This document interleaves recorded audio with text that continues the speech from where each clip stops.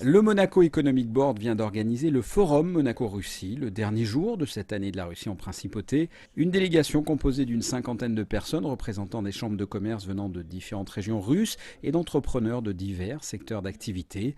Ce forum économique a été ouvert par le conseiller de gouvernement pour les finances et l'économie, Jean Castellini, au nom du ministre d'État souffrant, en présence notamment du vice-ministre des Affaires étrangères de la Fédération de Russie.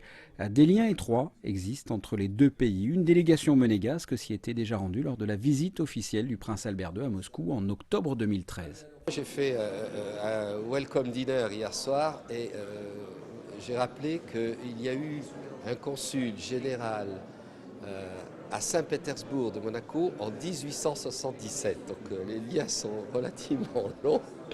Par contre, les liens commerciaux, ils sont nombreux. Ils sont nombreux, comme l'a dit le ministre, il y a des liens touristiques très importants. Aussi du fait de l'actualité internationale qui fait que les Russes se déplaceront beaucoup moins vers une partie du monde et vont se revenir vers l'Europe, ce qui est favorable à Monaco et à toute la Riviera. Mais il y a aussi toujours des liens dans le commerce international, notamment dans l'agroalimentaire, qui est très important. Durant ce forum, la Chambre de commerce monégasque a officialisé son rapprochement avec ses homologues russes en signant des accords de coopération avec les trois organismes économiques majeurs de la Russie, la CCI, la Business Russia et la RCPP.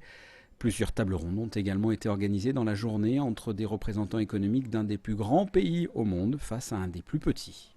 Monaco est un petit pays, mais avec une superbe histoire. Monaco est une place très attractive pour y vivre, pour y travailler ou pour investir.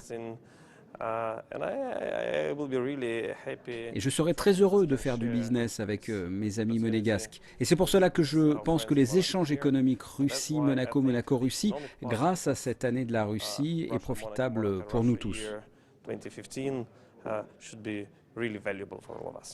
En parallèle, le souverain a remis des décorations dans l'ordre de Saint-Charles à 4 personnalités russes, dont le vice-ministre des Affaires étrangères et l'ambassadeur de la Fédération de Russie à Monaco. Son Altesse royale, la princesse de Hanovre, a remis la médaille de commandeur dans l'ordre du mérite culturel au ministre de la Culture russe. Et enfin, le vice-ministre des Affaires étrangères a remis des décorations à des personnalités monégasques.